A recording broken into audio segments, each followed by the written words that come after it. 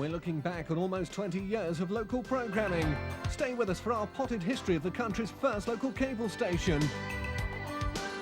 Swindon has had its fair share of festivals and parades. Our cameras have always been there. We'll also be showing you some of the major stories that have surrounded the town's rich railway history. And as a tribute, don't miss our documentary, God's Wonderful Railwaymen. Yes, hi. An awful lot of memories ahead in this, the second of 3 live programmes, as we here on Swindon's local channel look back on just about 20-odd years of local programming produced here in Swindon. What a programme. What a programme lined up. Plenty of things on the way, as you've already seen. Lots more besides. We'll be talking you through all of those in the course of this programme. Don't disappear, because in just a second we will start with one of the most important things. We were hoping to bring it to you in yesterday's programme. However, it's been quite a mammoth piece to put together. It actually looks at the history of local programming in Swindon. Very important. We will do that in just a moment, because certainly for the team here, it unveils a lot of memories for us.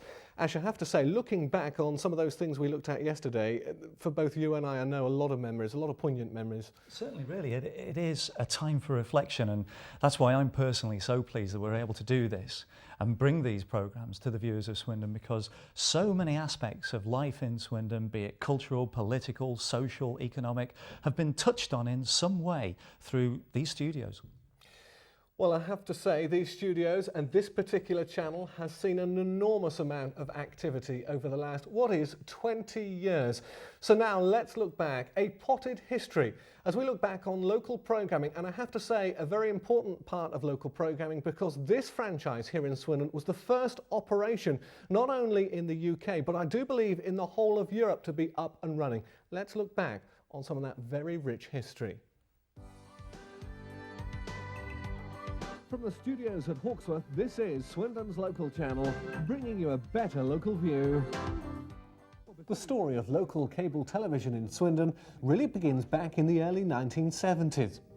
EMI undertook an experiment in local community television when they formed Swindon Viewpoint.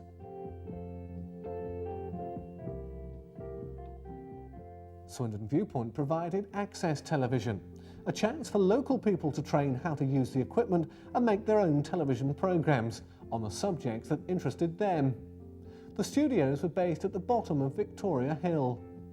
When the experiment ended in 1980, the building was used by Radio Rentals Cable Television, who were about to launch the country's first pay movie service.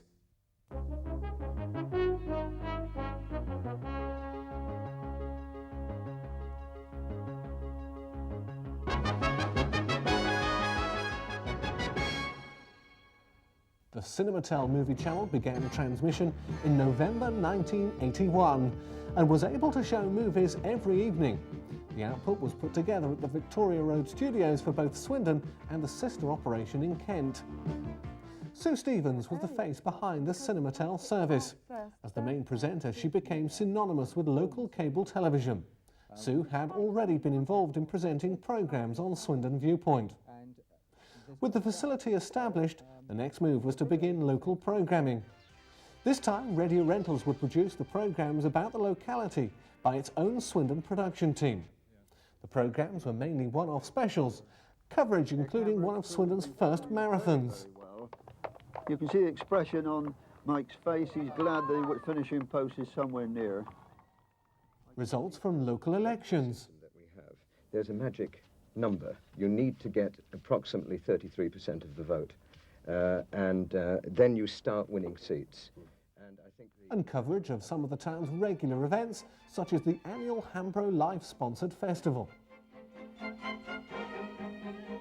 Hello and welcome, and it's all happening here today. Festival report tonight looks at international hockey, Indian dance, golf, the festival mural and the film festival. A rare look behind the scenes of Victoria Road with the then station manager gives us a unique glimpse of the early pioneering days. And this is the building where we live, where this programme is coming from now. In fact, 14 Victoria Road has a rather interesting history. In 1928, it was the home of the first cable service in Swindon, when we put out just one radio service. In our museum, we still have examples of the earlier radio and television receivers that made compulsive viewing and listening all those years ago. Now let's have a look inside the building. A new development occurred in 1972 when Swindon Viewpoint used one of the spare channels on the cable to provide a community television service. By this time, Radio Rentals had an interest in the building, and today the cable system brings 6 channels to your home. 2 BBC channels, 3 ITV channels, and of course Cinematel. In addition to this, we hope soon to bring you the 4th channel and perhaps satellite broadcasts as well. From here, the coaxial cable branches out across Swindon, carrying the VHF distribution signals along the rooftops and cables under the ground. An interesting feature of this service is that we can and will be scrambling our pictures electronically when we show our main feature films. This means that you won't be able to watch the feature films unless you have one of these magic boxes. And of course, you won't get the box unless you subscribe to the service. If you do try and watch the feature films without such a decoder, you'll see a rather messy picture like this. Apart from showing the major feature films in the evening, the cable television station will also be providing a teletext service available to you at home, which is free of charge. On it, we'll have such things as bus and rail times, recipes, horoscope predictions, and news of things happening in the area. And if you're looking for a new job, watch our service during the day or early evening. You'll see lots of new vacancies in the Swindon area every week, with instructions on how to apply for them. This teletext service is unique. No other cable service in Europe is providing anything quite like this, and to do it takes quite a lot of equipment. And here in Victoria Road, we also have full studio facilities, including sound and vision mixing and editing. And we also have our own portable outside broadcast cameras, such as the one that's being used to film me now.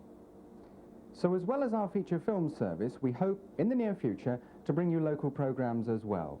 And remember, if there's anything you have to contribute to the television station, please contact us. We'd love to hear from you. After a series of one-off unique documentaries, the gates were opened for a series of regular programmes. For the first time in the UK, a cable operator launched a brave new service. The cable company committed themselves to a regular news magazine programme.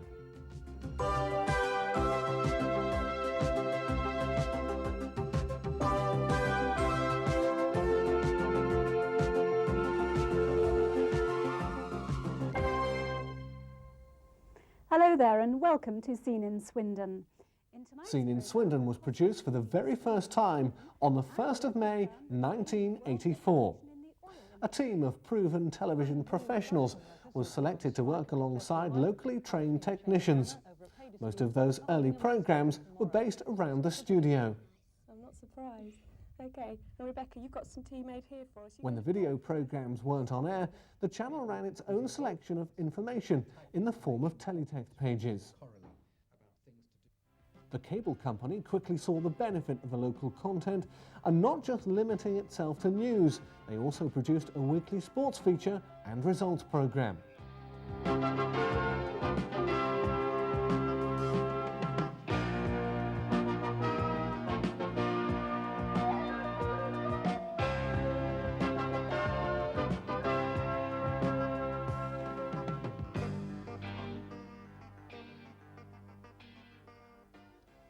Well, good evening and welcome to this week's edition of Sport on Saturday. Sport on Saturday was once again a first for the UK. For the first time, local teams and clubs were having their results reported upon and included in a television programme, less than 2 hours after the games had finished. The importance of such programmes was reflected in one of the major stories covered at the time, when Swindon Town Football Club sacked its manager, Lou Macari. Last night, the chairman informed me that I was no longer employed by Swindon Town. And obviously, to say the least, I was shocked.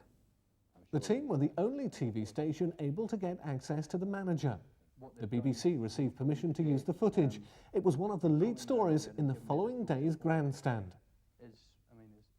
By 1984, there were plans for a move from the studios in Victoria Road to a new site on the Hawksworth Industrial Estate. At the same time, Radio Rentals changed the name of the Swindon operation to Swindon Cable.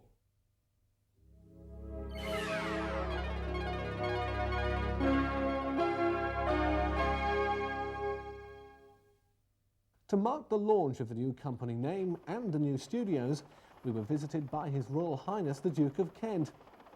His Royal Highness arrived at the Oasis before being driven to the studios to formally unveil a plaque. It was then on to tour the studios and meet the staff. There were 2 studios built as part of the production centre. The largest studio, Studio 1, was the new home to the newly named news magazine programme, Focus on Swindon. His Royal Highness is seen talking to the programme producer, Sue Stevens once again, and the familiar figure of presenter-reporter Trevor Cribb.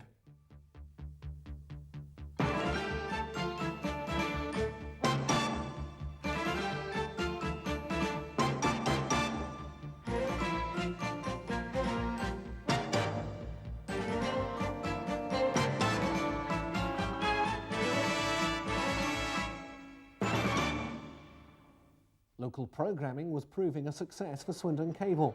The frequency of the news programme increased from 2 to 3 times a week. However, there were changes taking place within the cable TV industry, and Thorny MI sold its interest in cable television to BT. It spelled the end for Focus on Swindon. The last programme was shown on the 4th of February 1986. For several years, the local channel was home to programmes that were brought in. The Bold and the Beautiful ran for 2 very successful seasons. Then the channel was relaunched with another first.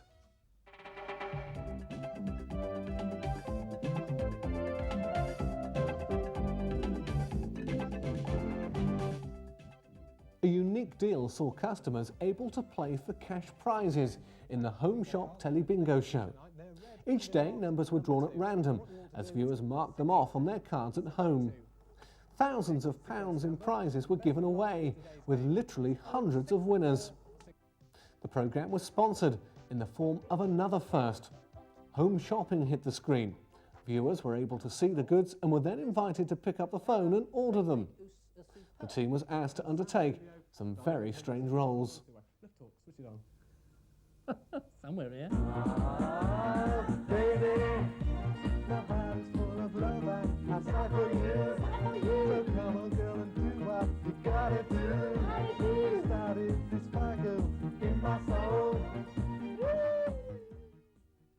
Once again, the cable operator got to see the unique value of the service.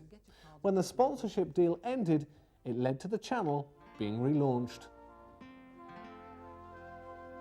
From June 1989, regular programmes were back on the agenda, this time on a much smaller scale. Just 1 member of staff helped a group of volunteers to produce a familiar mix of programmes.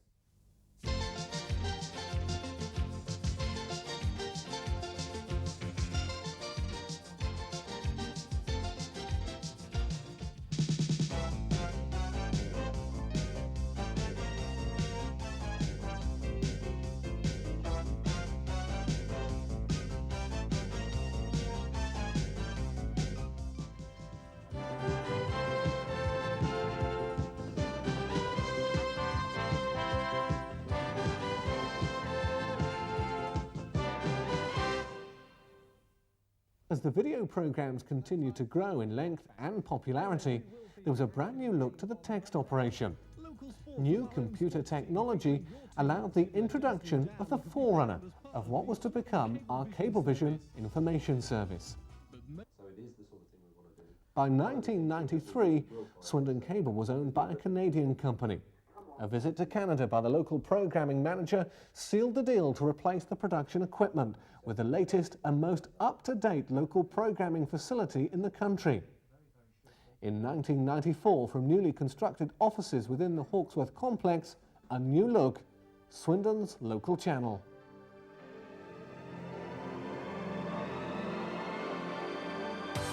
This is Swindon's local channel, Channel 01 from Swindon Cable, bringing you a better local view.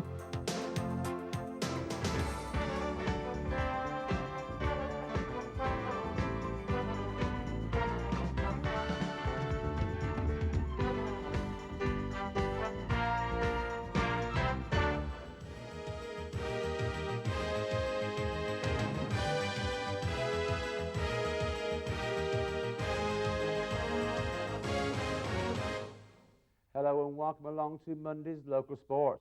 The local world of entertainment, of course.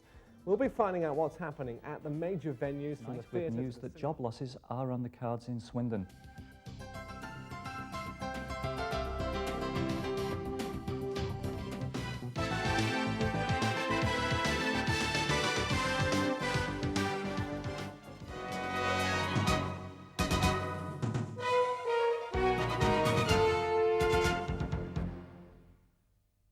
The weekly round of sport, news and what's on provided a staple diet.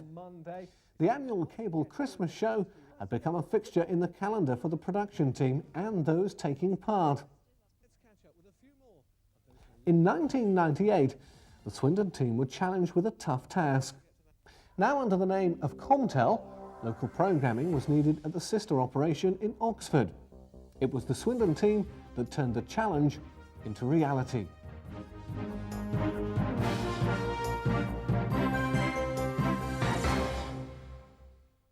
The new channel became known as Channel 10. However, there was a familiar sound to the magazine programme.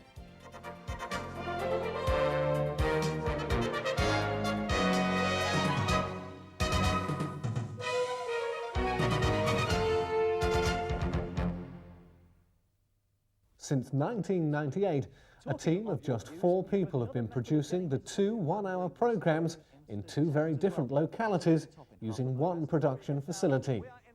It's been a constant juggling of time and resources to cover major stories and issues for the 2 separate channels. In Swindon, the programming has remained constant. What is there left to achieve? NTL took over the old Comtel franchises, including Swindon. They're now planning a new channel that will be delivered to customers through new technology known as video on demand. As the production team moves on, we know as custodians of the country's longest local programming channel, we've played an important role in the history of local television in the United Kingdom.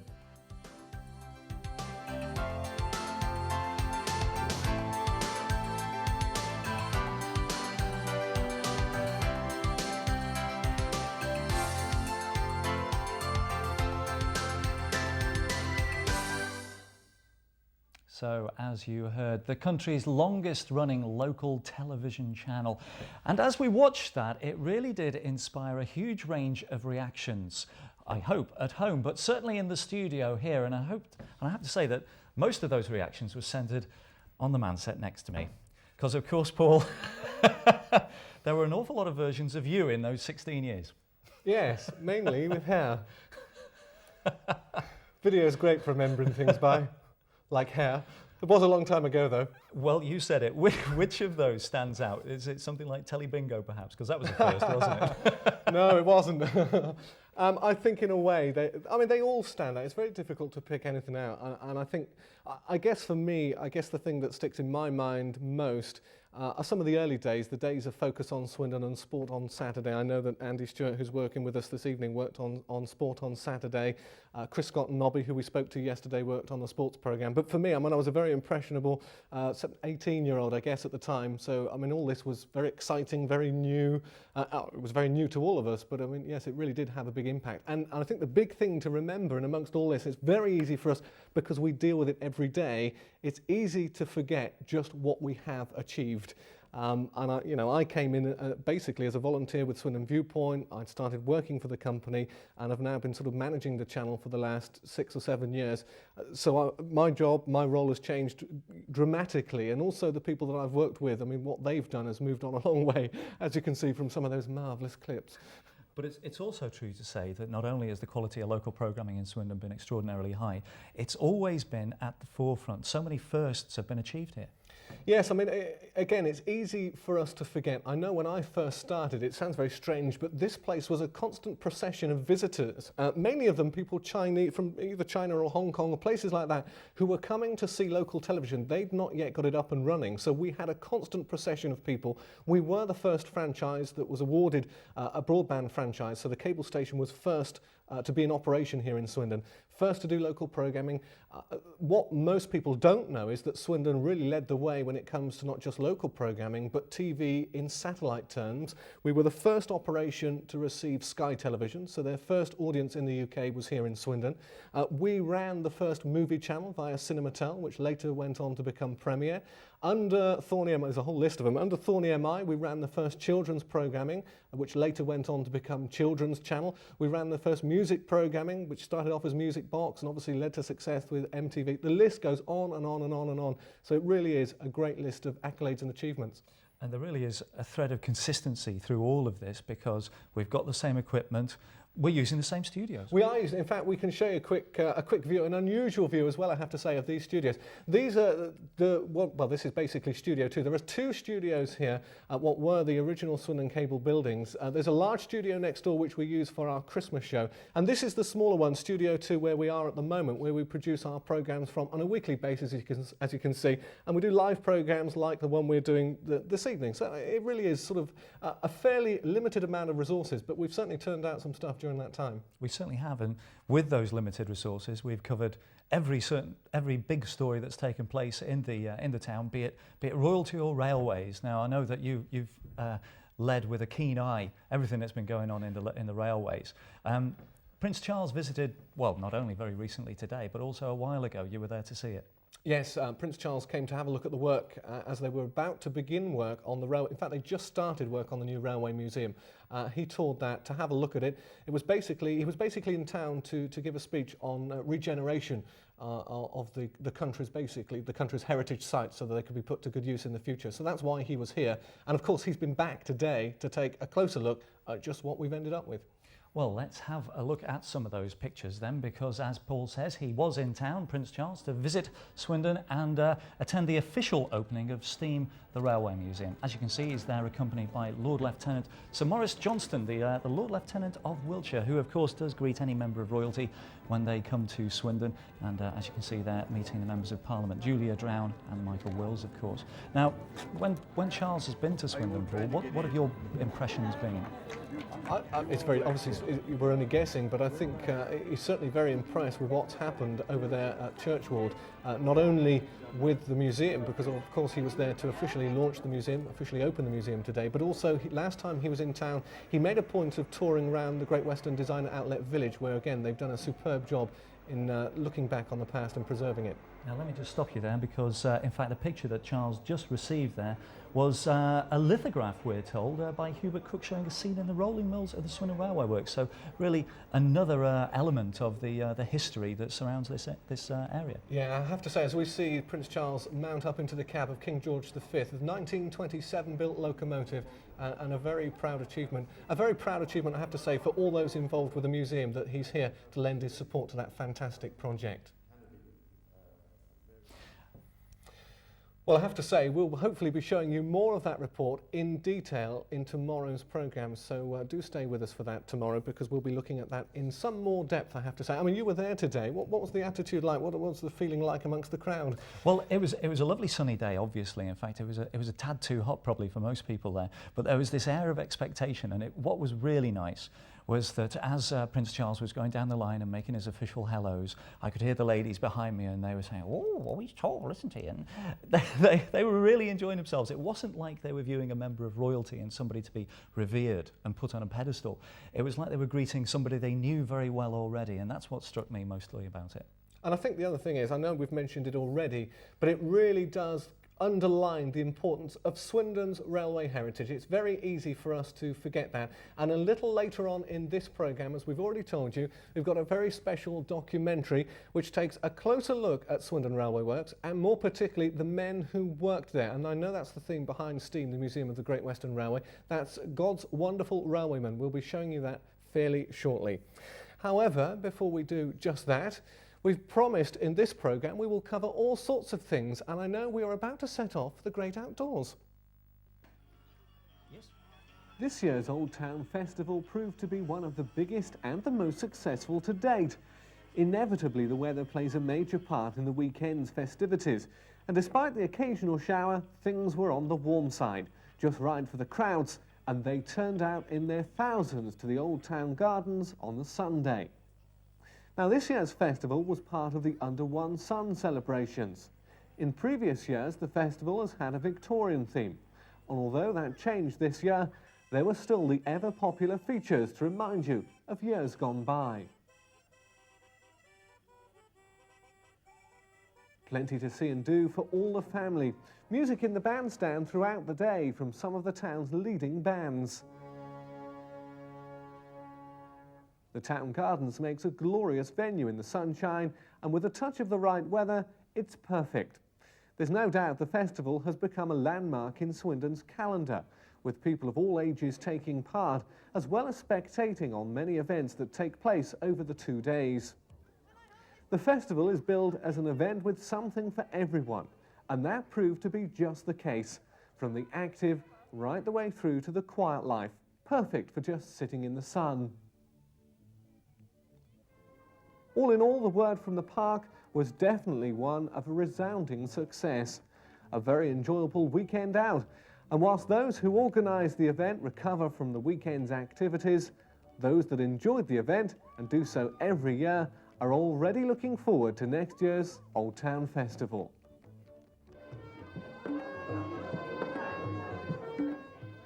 Under One Sun is being billed as a festival of cultural diversity and unity. In fact, the event from the 6th through to the 20th of July sees some 40 special events taking place across the borough, ranging from classical music to art exhibitions. Thames Down Council's Chairman of Leisure Services, Derek Monto, explains what the festival is all about. Under One Sun is a cultural and musical festival to unify the town in recognising cultures of people that live within our area.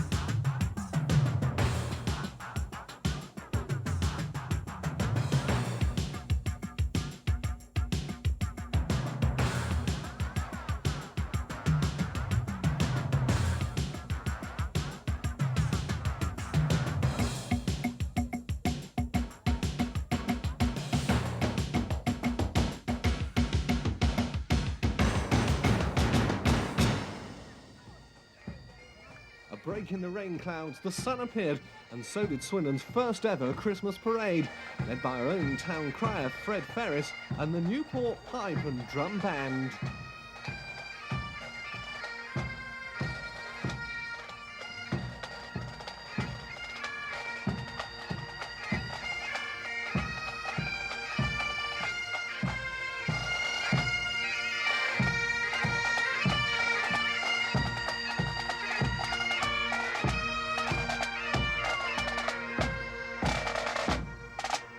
The route of the parade took it down Regent Street, much to the delight of thousands of people who lined the street. That's Bob, the larger-than-life Christmas elf. And of course, what else would you expect of Christmas? Holly. So I guess those must be the Hollies. The parade was organised by the Swindon Town Centre Management. They've revitalised Swindon's Christmas programme and in fact brought in the people who produce London's Grand Christmas Parade to put together this crowd-pulling experience. In In fact, they say, like all good community carnivals, the emphasis is very much on fun and family entertainment, with giant puppets, inflatables and much more. There's our own Mayor of Swindon, Councillor Maurice Fanning, and his wife Sheila. In fact, many local businesses represented in the parade, amongst the inflatables, marching bands, clowns, dancers, and of course the floats as well. The star of this year's pantomime at the Wyvern Theatre, Paul Lation from Channel 4's Hollyoaks. Walking around the streets of the town centre, you might be surprised to be stopped by a wandering band of what would appear to be visiting space aliens. Well, don't worry too much, because absolutely anything goes until the end of the month, as the 1996 Swindon Street Festival gets underway. You can expect carnival bands, stilt walkers, circus performers, and tree dressers will make sure that even they don't miss out on the fun. The street entertainment last week included these visitors from another dimension, the Formicators, beings whose only function in life is to collect data from anyone they meet, including fingernails and hair. But don't try and ask them what they're doing. They don't make much sense.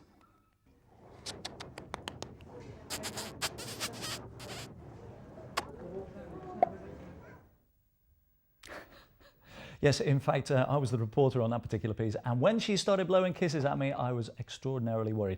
Now, of course, that was just a selection of some of the festivals which we've covered in our time here at Swindon's local channel. All manner of events, annual events especially, Christmas light switch-ons, Christmas parades, right down to the very solemn events such as Remembrance Day, which of course each and every year we've paid due consideration to here on Swindon's local channel. Now, I'm on my own here in the studio. That's because Paul has gone off to the tape library where we've got thousands of hours of videotape. Paul, are you there? I am eventually. Yes, I am here. Now, you Paul, can tell that when we're doing this is live. Paul, when we think of festivals taking place in and around the town, your memory of coverage of festivals goes right back to the Hambro festivals, doesn't it? Oh, thanks for bringing that up. Yes, in fact, just back here, let me just grab a copy. This is many people in Swindon will remember the Hambro Life Insurance Company. They used to sponsor a festival report here on the shelf, Wednesday, the 9th of June, 1982. Oh, what a good vintage that was. I remember it well. Actually, I do remember it well. One of the main features, little story for you, one of the main features, of course, of the Hambro Festival was the annual carnival. I think we were rather cheapskates in those days, Ash, because I do remember that we covered the carnival live. And the way we covered it live was we actually took the cables to the front door of 14 Victoria Road, and the festival went past the front door. It was as easy as that. Well, it is as easy as that. In fact, over the years, we have covered all manner of events here on Swindon's local channel, as you've seen. And at the beginning of the programme, we promised you a taste of railway history. Now, Paul, I think you've got some more details on that, haven't you? I have indeed. We've covered all sorts of stories. I have to say, when I first started, the big story that was running around every week, every programme that we produced, was of course about the railway works, then British Rail Engineering Limited, and its impending demise. Of course, that did eventually take place, but not before we here at the then Swindon Cable were able to put together a documentary that looks at the life of God's wonderful railwaymen. So now, it's a very special treat. Let's take you to behind the scenes and have a look at that full documentary. If you've got a video standing by the way, this is well worth recording. Have a look. Behind me is Swindon Railway Works, once the pride of the Great Western, the GWR. They used to call it the Great Way Around, or even God's Wonderful Railway.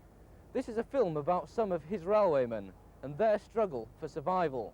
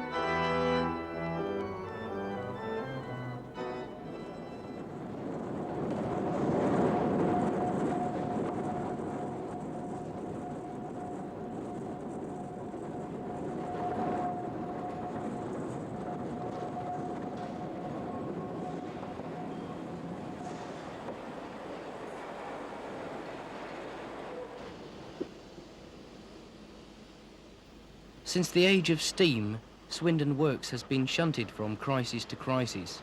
Today, it's still a force to be reckoned with, but the uncertainty remains as the age of the high-speed train passes it by.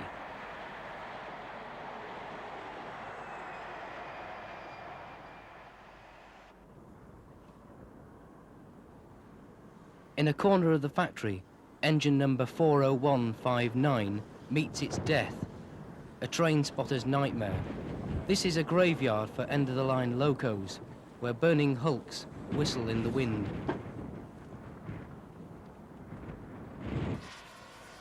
It's here that British Rail's unwanted engines are reduced to piles of scrap. The men that used to build locos now repair them or break them up.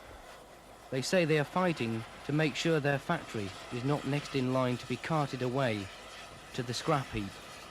I think a part and parcel of our determination that there will be no closure of Swindon Works. There will be a further reduction in the size of it, I feel. But we don't talk about those things. I mean, they don't make sense. They're hypotheses that we don't enter into in our discussions, our negotiations. We don't accept that anybody has a right to close Swindon Works.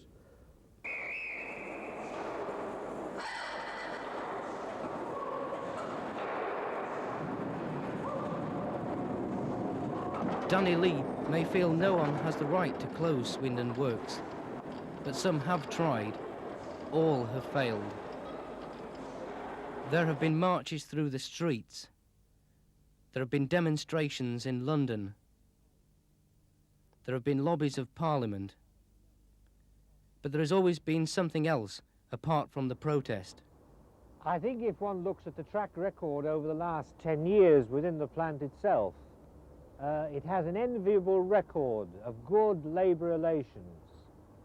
People have said, from all the sections of the factory, the cooperative nature of the enterprise, the willingness to have job flexibility, the need to preserve something which goes back in the years, has had the full cooperation of the workforce. Those skills locked up in this place, benefiting the community and the rail system as a whole. It's most unlikely that some of those skills will be used now in the engineering field outside. Swindon is changing. I think we have to ask ourselves the question, how far do we want to let our manufacturing base drop in the town? There's an awful lot of richness and vitality. People use their creative talents within this work situation. When you think about the number of skills there were, and they were skilled, believe me, and you had the shitters and turners, coppersmiths, brass finishers, and brass moulders and iron moulders, blacksmiths. You had the lot, everything that you could think of. They had that skill in there. It was wonderful, really. It was.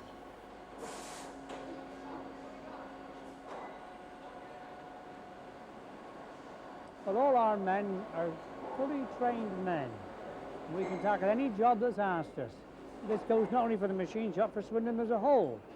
We're not only prepared to do our own work, we'll do private enterprise as well. I think it's special for a number of reasons. But primarily, I believe it's been a pathfinder as a works in initiating the need and the necessity to move, as TUC policy has dictated now for a number of years, into those areas of retraining for different skills as the new revolution, the technological revolution, develops. That's an enormous subject, but I think it's generally understood now by the whole of the Swindon workforce that the question of flexibility and the interchange of trades and past practices that have stood as in good stead for over 100 years have to be changed, and they've done it with a willingness that is only just now been approached by other engineering concerns and BREL in particular. The Pathfinder workers of Swindon may be flexible, cooperative, highly skilled and willing to tackle anything, but they can never be certain what lies ahead. They're used to reading headlines like these in the Evening Advertiser, which reflect the constant problems. Changes in workload nationally have created instability. The works is reorganising to cut costs and meet changing requirements. Union men hope this will make the factory more viable. Even so, some have nagging doubts about the future. The constant uncertainty, really, when I visit in the rail workshop is shown in the remarks of people on the shop floor. Certainly, the uncertainty varies a great deal according to your age. People in their 40s, late 30s, where is the future going?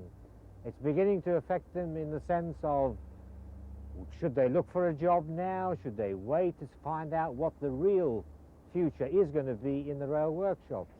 So I think in one way it has to be regarded by many other people as very insecure, I think.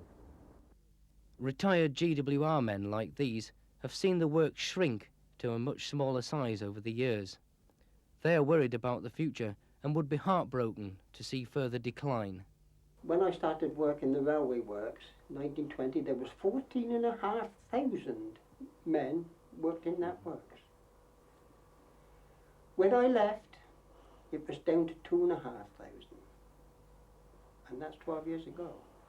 Well, I can't see any future at all.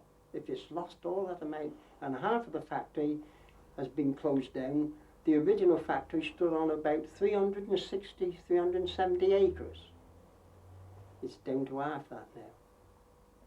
And they're still going to destroy the buildings. How do you feel about the decline of the railway works?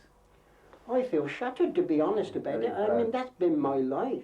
I worked on the railways. At the time I completed my education, for what it's worth, and went into the railways 51 years. That was my whole working life, and I've had nothing else. So, you know, and to see it being destroyed as it is, and it hurts me very much, because it was the finest railway works in the world. The church has strong historical links with the railway works, and clergymen have been outspoken in its defence in recent years. When the threat of redundancies arose once more early this year, Father Rex Hurrell of St Mark's Church in Swindon had this to say. I feel very sad, partly because we all pulled together 2 years ago to help, and we got the good news then that the redundancies were lifted. So you're sad from that point of view. But you're sad also because, as far as we can see, the working men over in the rail works had done all that was asked of them. One of the things which you discover here in Swindon is the social aspects of the work. I mean, the railway was the great mother. It was in effect the feudal landlord, as it were, providing everything for the men who worked. Provided schools, churches, amusements, and so on. This was all, the great social community aspect is one of the most important ones which you learn about when you're discussing the railway works in Swindon. So the whole community, therefore, is saddened by this kind of news. Now, the men responded to that kind of approach, that the railway was the father figure, the mother figure, and therefore the children responded by also giving them of their best. And this was so even over the last 2 or 3 years, that when the men have been asked to go on to flexi time, when they've asked to take some different training, when they've asked to undertake different kinds of work, they've been happy to do it. There's been no strikes. The strike record is good here. In other words, the men have done all that the management asked them. And they were a credit to the British Rail. They were a credit to the other workforce throughout the country. Therefore, the men had respect from that kind of approach. But all that to no avail. Despite all the fears, Swindon Works remains a huge industrial operation by any standards. In size, it's still one of the biggest engineering factories in the country. And considering there's been talk of cuts and closures for decades, the fact that it's still open is a feat in itself. I asked Terry Larkham, Secretary of the Works Committee, whether he felt the works could survive. I'm sure we can, because in the past we've been under threat on many occasions, and with the policies of the Works Committee, with full support of the workforce in these works, we should survive, I think, right into the 90s.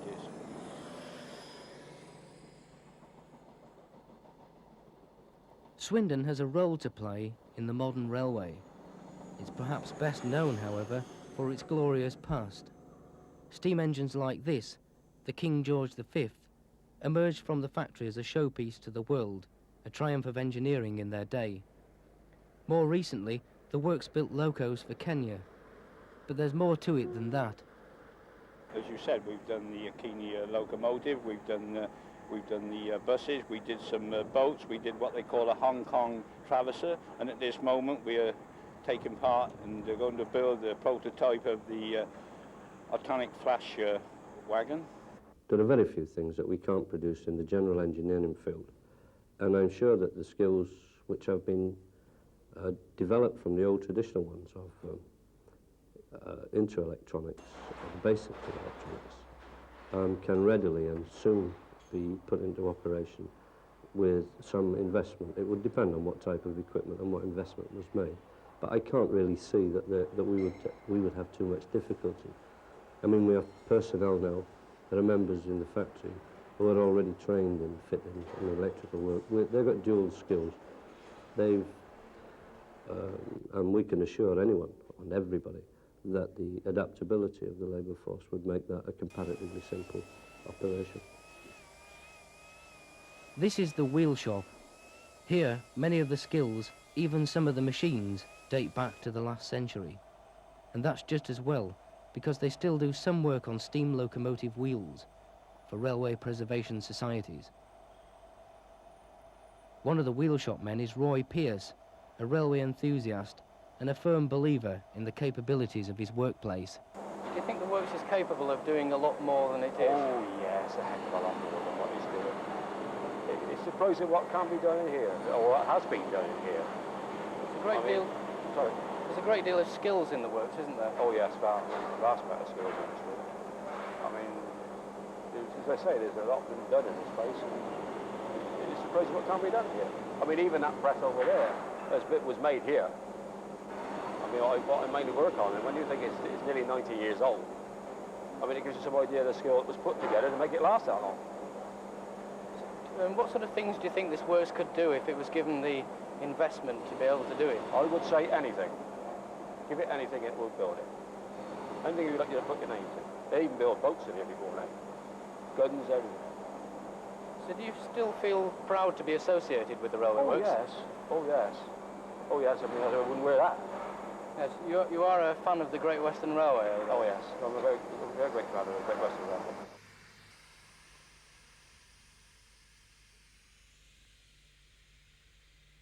Rust is blasted off a locomotive tender. But this isn't the railway works.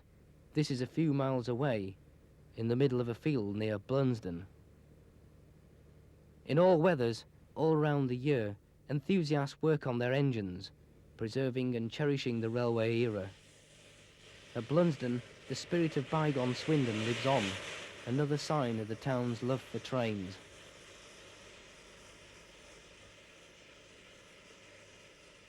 Restoring the Swindon and Cricklade Railway is a mammoth task that could take until the end of the century. Just getting one locomotive, Port Line, from a heap of rust back into steam again will take thousands of hours of work. Yes, it is going to be a tremendous task. It's ahead of us. There's a phenomenal amount of work to do. It's taken us a year just to strip it into the position that we're now in.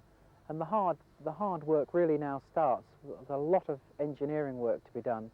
A lot of parts will have to go off to professionals to have work done on it. The professionals are men like Bob Blake and Dave Allett, seen here at the furnace in the factory's non-ferrous foundry. Today they're working with molten aluminium to cast seat leg brackets used in BR trains. They make about 8,000 of these here every year. The future of men like these depends upon the future of the railway industry, and that depends on the whole future of transport. Do you think there's a chance that we'll ever go back from the roads to the railways? I do. I think the roads have reached a saturation point now. And that's a point that I just can't quite understand. We never seem to learn by the experience of others. America did what we're doing now years ago, and they had to go back to the railways in many cases because the roads was really saturated, they couldn't cope. And that's how I think it'll happen here. I really do. The roads weren't built for these lorries and cars they got now. If they open a few more stations, they do a lot more trade and help the road out as well. That is the main trouble around here. So Bass's been shut, Purton's been shut, all those little stations up the line there. All the way along, yeah. People can come to town, but they can't come to town now because they can't get in the cars. If they get the cars to come to town, they can't park them. There's no parking place in Swindon for them. That is the trouble. They use the railways will pay. I think it would. What do you say to those people who feel that the railway industry is old-fashioned, that it's got no place in the world of tomorrow? Well, people who consider that to be the case, obviously, not looking at the position as an international question. They must be part of the motor lobby, as far as I would see it, because it's quite nonsensical to say that the question of railways is something in the past.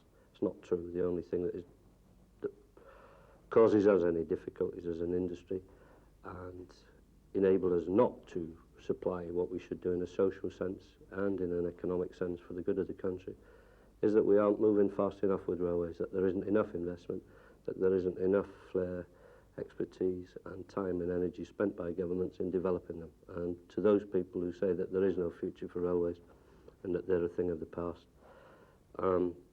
well, I mean, it's not possible to answer that other than to what I've already said. Well, that's what the railways need is investment, but at the moment, the policy of the government at the moment, and if you remember a few weeks ago, she said there was a cutback again on the public sector, but that's what we need in the railways because at the moment they're clapped out, the locomotives and that is running at this moment. They used to call the GWR God's Wonderful Railway. Do you think he would have approved of that description? I would think personally, yes.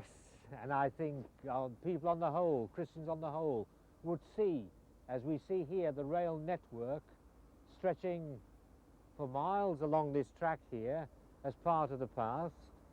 And I think we also have to look at what the railways have given to us as communities.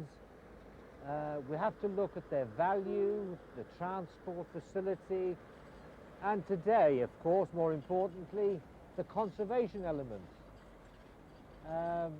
The right use of God's creation in terms of the right use of fuel and equipment, conservation.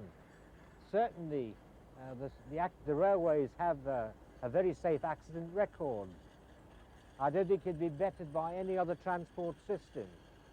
And we have to ask questions when we talk about the transfer of rail to road, for instance, what the true costs of running a railway system are as compared with a road.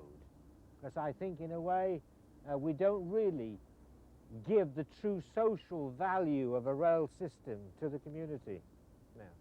Swindon as a community is changing. The new technological revolution towers over the old town, which is engulfed by the silicon chip boom. Hundreds of new companies have moved in. Ironically, even British Rail is expanding, with the prestigious new office headquarters for the Western region being set up in the town centre. The move of the new HQ ensures Swindon remains an important railway town. Also keeping the railways at the forefront are a group of proud GWR men who tour the area as a male voice choir.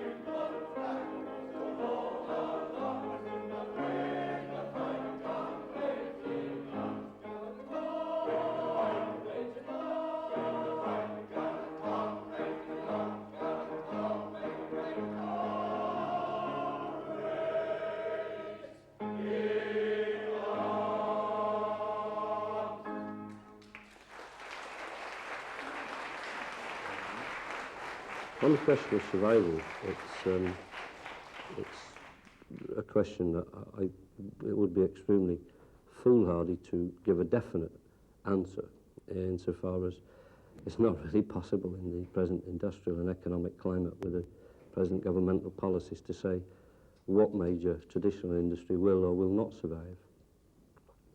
But as far as this factory is concerned, we, within BREL, and Swindon in particular, have, providing that the standards for competition and the equality of opportunity to compete for repair, new work, whatever it may be, I see no reason at all to consider that the latest set of problems that we're being confronted with here in Swindon for the workforce and on behalf of the workforce are any different, or any less severe, or any more likely to bring about the closure than 3 or 4 times we've been faced with a similar situation in the past decade. So, whilst one couldn't say, give a 22-carat, yes, we're going to stay open, I can't see that there's any difference at the present time than there has been in the past. I was a young man of 20 years of age, hadn't seen a ship before in my life, had to join a ship at Dover in the Channel, catch a small boat and go out to join the ship in the Channel. I immediately had to go on the bridge to sign the ship's articles, and the captain asked me where I served my time, meaning my apprenticeship, and I said I'd served it in the Great Western Railway, and he turned around and said to me, they make good engineers. So that was all the qualifications you needed then? Well, that was all. Well, not really. I had my trade papers, but he seemed quite happy with me, sight on scene, you know, as an engineer, as a young man. So what do you feel about the skills in here? Well, I feel very bad about it because the skills in this town, in engineering, heavy engineering, especially locomotive building, is second to none, in my opinion. We can go anywhere in the world and still do a good job as in heavy engineering. It's a pity that there wasn't more engineering for the chaps to go to, or light engineering, heavy engineering, then everybody would be happy. 1 mile of motorway takes 40 acres of land. 1 mile of railway track takes 1 acre. Now then, when you consider all that food-producing land, it's gone. Over hundreds of miles on the motorways. 40 acres per mile. The railway, 1 acre per mile.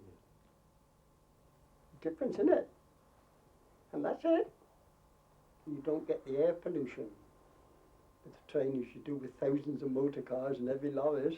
That's right, They're just realising now that even the forests are dying, being poisoned by the poisoned atmosphere.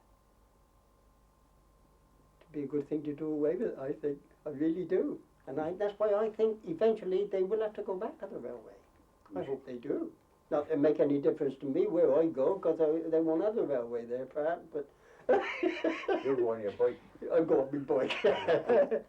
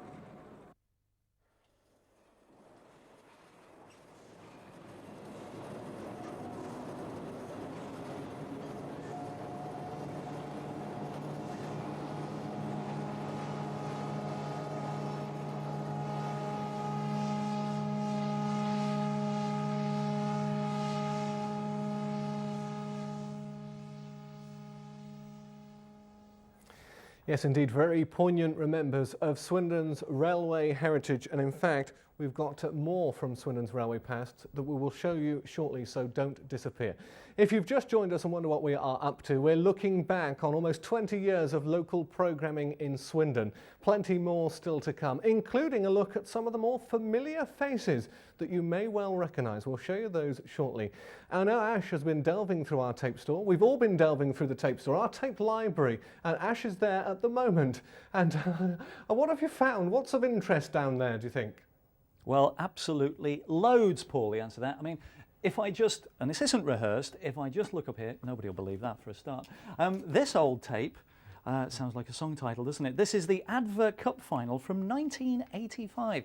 And that is just an example, just by putting your hand out and choosing blindly, of all the different items and reports that Swindon's local channel has covered in, well, say, certainly since 1984 when Swindon's local channel evolved, but even before that. And of course, you know all about that, being here for 16 years.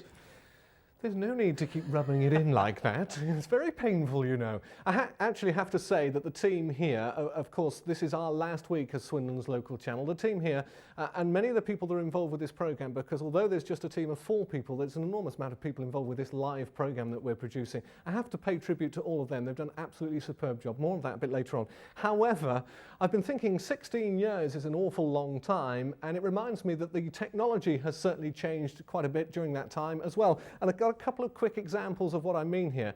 In the days before computer-generated graphics, this is how we came up with Swindon's local channel logo. As you can see, it's very simple, very basic. And in front of me, something I guess that's even more important than that, microphones. You may have seen in some of those early clips, the mic on the right, the silver one, an enormous, ugly thing, I have to say, now been superseded by much smaller microphones. And of course, radio mics are all the in thing to use as well, and they've become certainly more reliable.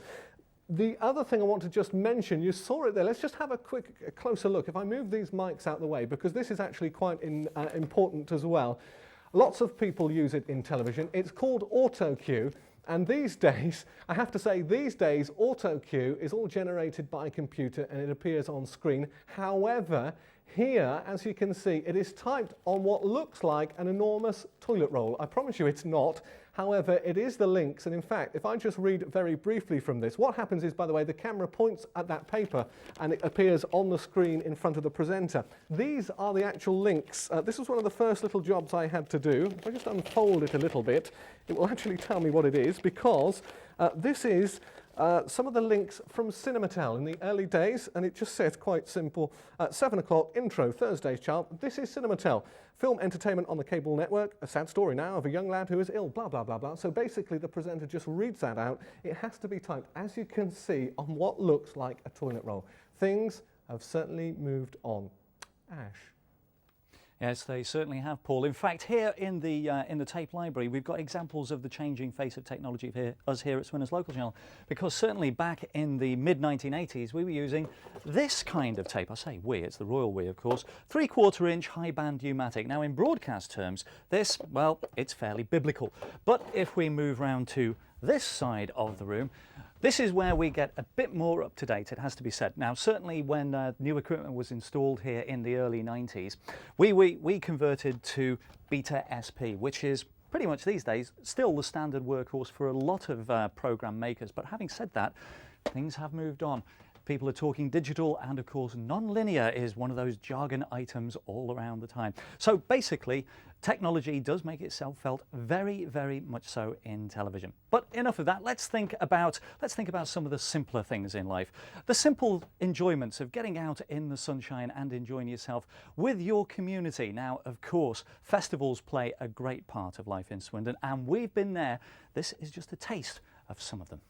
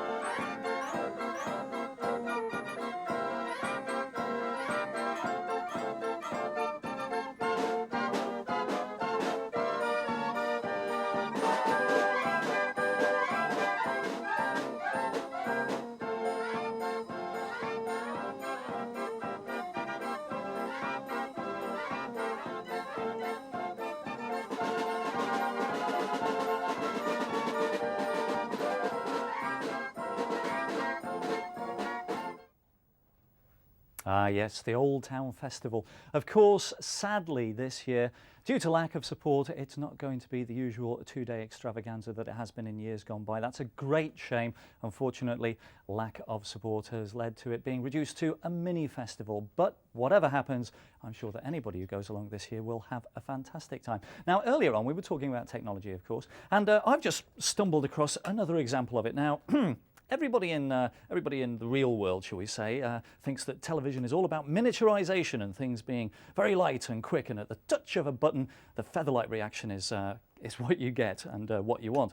Unfortunately, this is a battery belt, and John, who's actually holding the camera that you're using at this very second, has spent many a happy day wandering through the streets of Oxford with this wrapped around his midriff, doing his impression of Judge Dredd. Yes, the best in sartorial elegance. Paul, back in the studio, what are you up to? I just have to say, very fetching he looks too in that. I'm surprised he's taking it off for a change. I think he likes wearing that in his spare time. Anyway, that's my way of getting him back for all those awful shots of the past. I must just mention, I know that we've been talking about technology, and something else that struck me is when I first started here, we had no computers. The script was typed by hand, and if you wanted to edit that auto cue script that we saw a bit earlier, it meant many, I have to say, many frustrating hours on the floor with the whole script spread out before you as you cut it literally and sellotaped it all back together. Thank goodness those days are gone. Not to be missed, I have to say. Now, over the past few years, I have to say it's been a pretty exciting time, certainly for me. As we've mentioned already, I've got an interest in railways. And of course, Swindon is very closely tied to the railway pass. And it's meant over the past couple of years, we've been following very closely any stories that have involved history, local history in terms of what's happened with the railways and the workers. We've covered many, many varied stories. So as a sample, here is a sprinkling of some of those major stories that we've covered.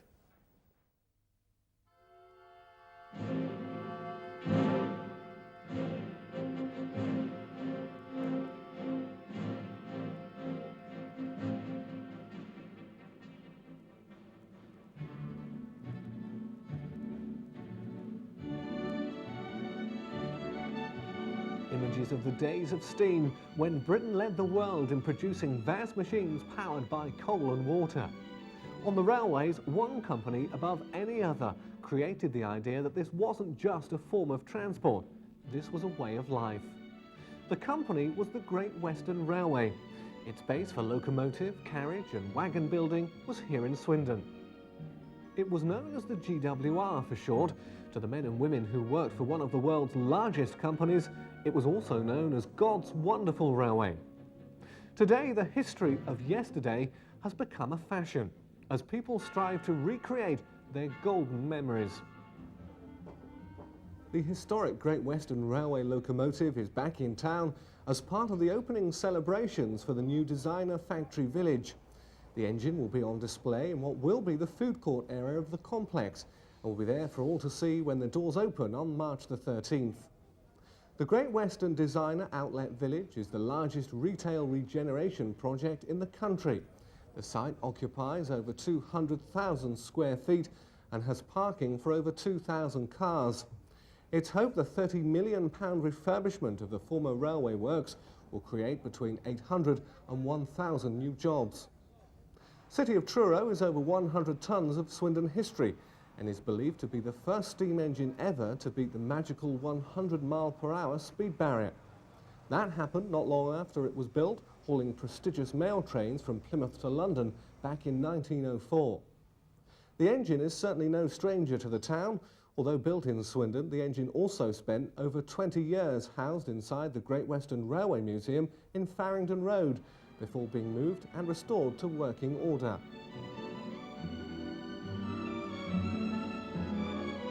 And it's a real privilege to be in a ceremony that is celebrating progress. It's exciting to see a community come together to move forward, to adjust to new circumstances, and then to celebrate their justifiable pride. And that, of course, is one of the main things that is happening today. As midday drew ever closer, it was time at last to officially open the new centre. The grand ceremony got underway with the pulling of a signal lever, signalling the new phase of Swindon's shopping experience.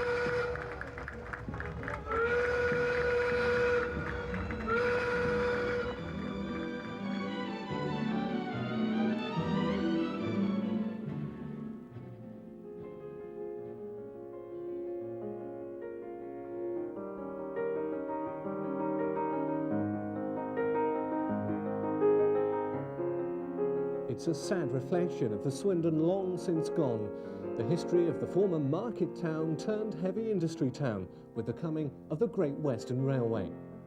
For almost 150 years, Swindon built and maintained some of the finest railway locomotives in the world. The town's rich history has often been remembered with sadness. Changing times have brought about a shift in the emphasis of the town's economic foundation.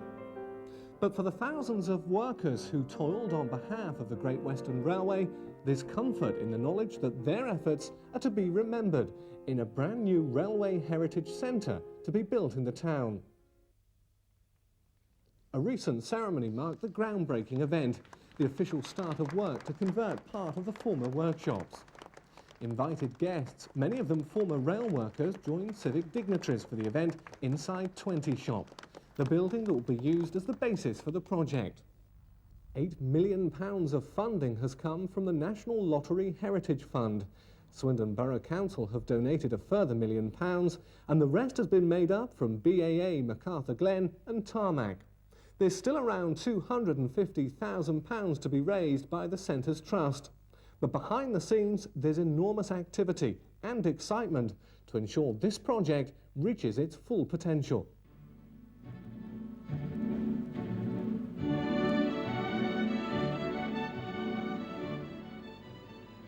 For the last 37 years, Swindon's railway history has been remembered at the Great Western Railway Museum in Farringdon Road.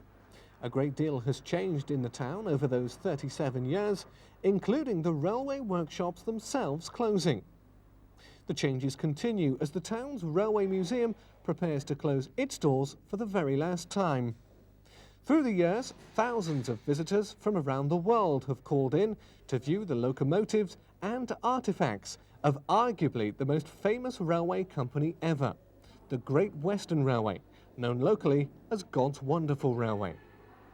The museum curator for the last 15 years is Tim Bryan.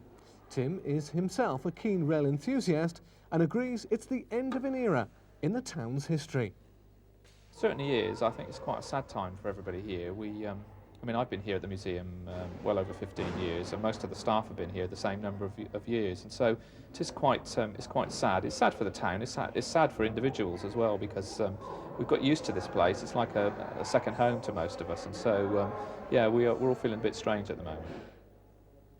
37 years ago, when the museum was created, the visitors' expectations were very different from today, and the changes have affected the design of Swindon's new railway museum, which is due to open in the spring.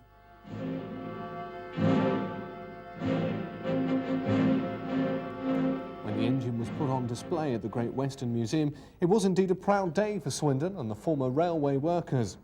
Almost 8 years later, and another chapter in a long history was about to close, a new one about to be written. The engine was separated from her tender. On hand to ensure all went as smoothly as possible, a team of railway volunteers. The huge locomotive, weighing in at around 80 tons, was then connected by steel ropes to the massive lorry, waiting to help her make the historic move.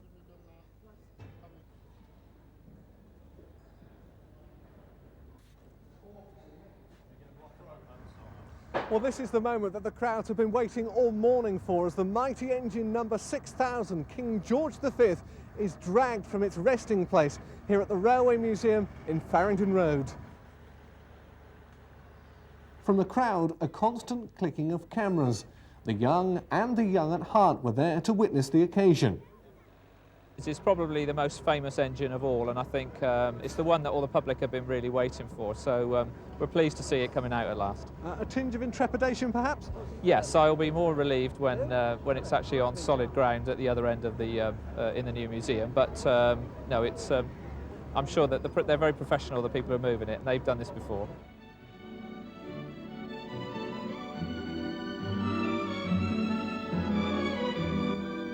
Steam celebrates the remarkable story of the people who built, operated and travelled on the Great Western Railway. Swindon's mayor is himself a former railway worker and was unable to contain his enthusiasm. The prospect of climbing up onto the footplate of one of the mighty locomotives proved no challenge. Excitement, enthusiasm and emotion from the Mayor of Swindon. One of the more unusual attractions is the massive wall of names. Local people have been invited to help remember their friends and family by buying a plaque displaying their name. It's helped raise funds for the museum and instantly proved to be a focus for those remembering the former railway workers.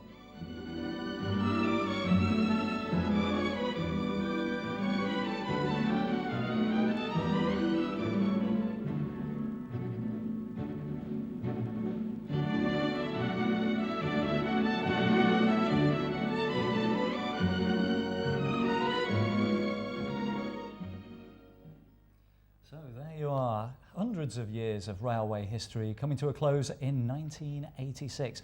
And of course it is fair to say that with the demise of the railway industry in that year, it prompted, well, regrowth and regeneration in Swindon, and that's really what Swindon's local channel and all its predecessors have been about, covering that. It has, actually. It's interesting looking back as we've been doing, it really does put it in perspective. I remember the early stories when we were going along each week to talk to Danny Lee and the Works Committee about what would happen to the workers once they were made redundant, but of course we've moved on since then. Not only the workers gone, but the works itself has gone, the magnificent A-shop has disappeared. But of course on the plus side, we've seen all this regeneration that's been going on, the museum now, so it really has gone almost full circle, I guess. And of course part of that regeneration is the Great Western Designer Outlet Village, which of course has been home to the city of Truro. But I know there's a funny story associated with that engine. There is a very funny story, and that is, I think it was back in 1984.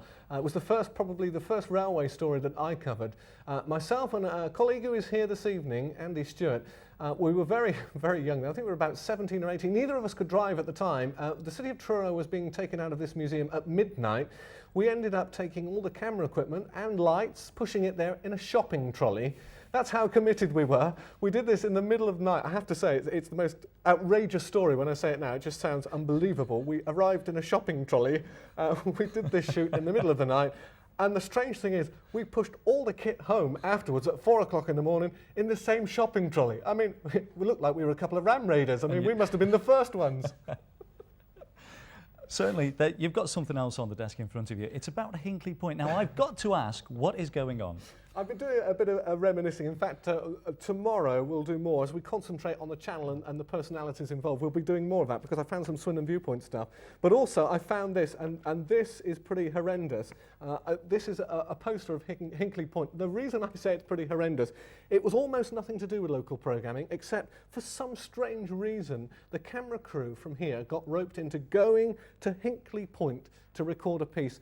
I have to say, this is the world's most miserable place I've ever been to. If you can, Bridgewater might be bad enough. Hinkley Point is absolutely, absolutely frightening. What made the story worse is that we covered this on Christmas Eve.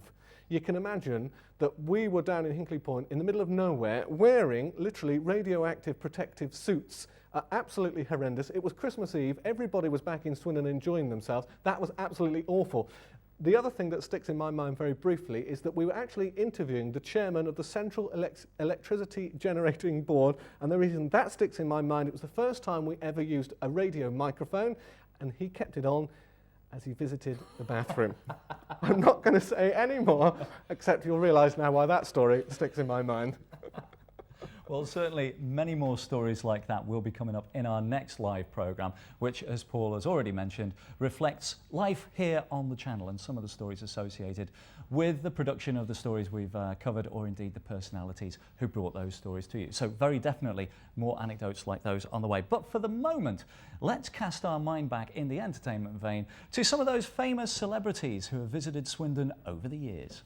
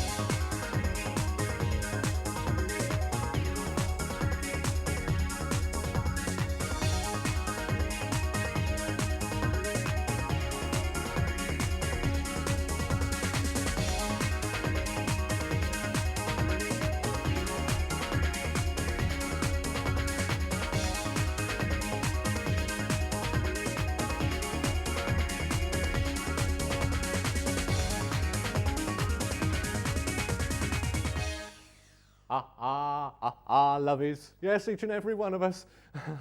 The celebrities, just some of the celebrities we've met over what has been an enormously long time. I don't know why I'm going lovies, because the man really who's got himself a reputation here as being the star, the friends of the stars, is our own Ashley Heath, because as soon as we get a press release that arrives in the post and it says, so-and-so, Mr. Famous coming to Swindon, our own Mr. Heath has that in his hot hand before anybody else. He's arranged it and he's there, mixing with them. Well, Come on, who have you mixed with? We all know that you're the train correspondent and I'm the aeroplane and star correspondent. Well, that's really the way we've sad. worked. Thanks very much. It's my street cred. Who have you mixed with? Come on. Well, just watching those pieces, the faces that spring to mind for me were Sir John Mills. Name drop. Sir John Mills, absolutely cracking guy. A true gentleman in the truest sense of the word. When I went along to see him, it was my first big interview and I was very, ooh, and I embarrassed him and I embarrassed myself because I started out the interview quite wrongly by saying, before we begin, Sir John, I've been watching your movies since I've been knee-high to a grasshopper and I'm a great admirer of what you do. And being the real, genuine guy he is, he got embarrassed and like, so I got embarrassed. So it really, and at the end of the interview he actually said, well done, Ashley, well done. So that was very nice for him. Another one was Stephen Fry. That was at the then Virgin Cinema for one of his movies which he was promoting. And shortly after that interview, he was performing in that play in London, whatever it was. And that was the play that he did a bunk and disappeared to Paris. So I'm taking no blame for that one at all. I see. So yeah, some very happy memories. Yeah. In fact, there was another one. See, now yes. I have to say, this is it. You see, as soon as you get Ash off, he's gone. Mention the stars, and he's away with it. He really is hobnobbing with them all. Go on, I won't stop you. I'll just very quickly mention Richard Dreyfuss. We were in Oxford. Oh, yes. We've already mentioned the fact that since December '98 we've been covering Oxford. John and I were trundling through Cornmarket and we were doing a vox pop on the asking people's opinions on the new British driving licence with a photo in it. And all of a sudden, Richard Dreyfuss, star of Jaws, Close Encounters of the Third Kind, and all sorts of great movies, emerges out of the crowd walking towards me. And I just say to John, right, we're having this guy. And I let it be known during the course of the interview that I knew he was American. We finished, and John says to me, how did you know he's American? And I'm going, that was Richard Dreyfuss, crying out loud, man. But yes, I'm easily starstruck, so I've enjoyed meeting those people. You can always rely on John, I have to say, to bring you back down to earth with an enormous, great bump. There's nothing else like it. But you're the biggest star I've worked with, Paul. Oh, Ash, I'm welling up already here. Oh, dear. Oh, I can see. We're going to be in for more of this tomorrow because we'll be showing you more of the team here, I guess, and what we've been up to over the past 20 years. We're almost on the homeward straight for today. Just a couple of things we do want to mention, though, and that is tomorrow we hopefully will be bringing you more coverage of Prince Charles's visit, as it happened today, to the new Steam Museum. Let's just remind you of the pictures that came in a little earlier. We've not yet had a chance to put the full report together, but tomorrow we will be talking you through the full report as Prince Charles has been in Swindon. Yes, that's right. Prince Charles paid a visit to officially open Steam. And of course, it's a place he's been to before, and we always get the impression that he does thoroughly enjoy any of his visits to the area. And it has to be said, it can be seen, he had a very quick chat with some of the people there as well. And they enjoyed talking to him. That's what impressed me on the day, I think. I have to say, if you were amongst the crowd and you want to see those pictures once again, then make sure you join us tomorrow to relive that. A full report coming up. That's Prince Charles then at the new museum, that Steam Museum of the Great Western Railway, which was officially opened today. So make sure you join us for that. That is almost it from the team for today. But as I say already, make sure you do join us tomorrow because we'll be reliving some of those very special moments that have been important for the team here and an enormous team involved with the programme. Just before we do disappear, I know we want to pay our respects to them. We do indeed, because it has to be said that throughout the years, certainly that I've been involved here, and before that as well, the programming that has been produced in these studios has been really down to the presence of volunteers and the use of volunteers and the commitment of volunteers. Going back a couple of years, you might well remember that Cable Matters was quite a popular programme with some people. It gave people a chance to actually ring in and have their say on the cable service that they received. Now, with 4 members of staff in the department, there's no way that we could have put on that phone-in, or indeed, say, the Cable Christmas show, or the Valentine's show, or indeed the shows that you've been watching last night, tonight, and tomorrow night. So a big round of applause to each of those.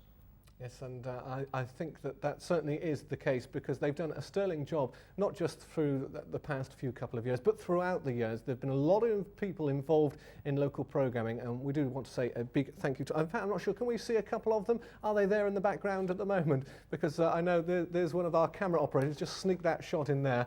You can see these are behind the scenes here in the studio. We're live. Actually, this is Studio 2, as we mentioned earlier. This is the studio where the Prime Minister came in to take part in an interview.